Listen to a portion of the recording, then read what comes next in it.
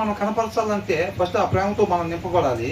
ఆ ప్రేమతో మనం నింపబడాలంటే ఆ ప్రేమ ఉన్న దేవుని దగ్గర నుంచి దాన్ని మనం పొందుకోవాలన్నమాట. అది పొందుకోవటం, మనం నింపబడటం, ఆ ప్రేమనే కనపరచటం. మనిషి జీవితంలో అది ఒక సైక్లింగ్ ప్రాసెస్ లాగా జరుగుతూ ఉండాలన్నమాట.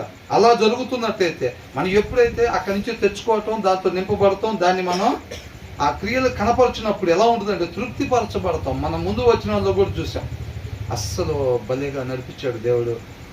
అసలు నేను వెళ్ళేసరికి వాళ్ళు గొడవ పడుతున్నారు, అసలు వాళ్ళ సమాధానం లేకుండా ఉన్నారు. ఆయన ఏదో జీవితం మీద విరక్తి పుట్టి అట్లా ఉన్నాడు.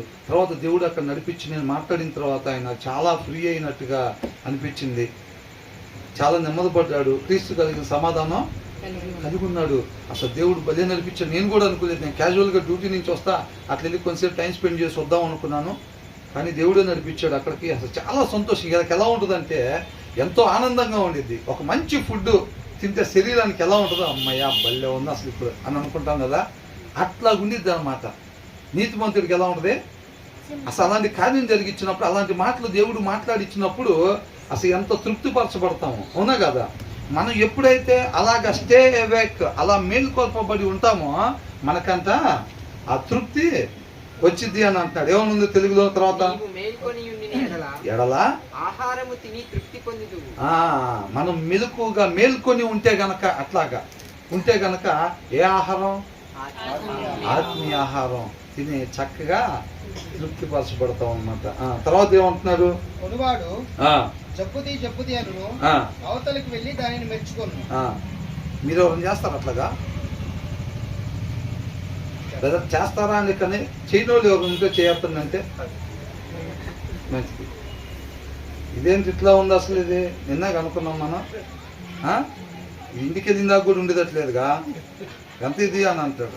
ఉన్నదంతా నీకు ఎందుకు లేదని ఆయన అంటే, అవునా, ఇంటికి వెళ్ళిన దాకా కూడా ఉండదు కదండి, మీకు ఎందుకు ఎంత అయితే ఏమైంది అని అంటే, పర్లేదు చెప్పు అంటాం. అంటే ఏంటి, అది నచ్చింది. లోపల ఆల్రెడీ చూసినప్పుడే పిల్లడు ఏం చేస్తాడంట, మనం ముందు వచ్చిన వాళ్ళు చూసాం కదా, తన పనుల ద్వారా తనని తెలియపరుచుకుంటాడు పిల్లోడు. డాడీ ఇది అద్దరిపోయింది, ఇది కొనిపించంటాడు రాకముందే అంటాడా. ఇది నచ్చింది అయితే చాలు, ఇంకా వాళ్ళ నాన్న వదిలిపెట్టాడు ఇది కొనిపించిందా. కానీ రూపాయన్నర ఎంత చెప్తాడు, 5 రూపాయలు. 5 రూపాయలు అడిగాను అంట. ఇదా వాడికి గట్టిగా వచ్చాడు. ఇక నేను కాబట్టి 5 చెప్పాడు, ఇంకొకరైతే 50 కూడా చెప్పచ్చు.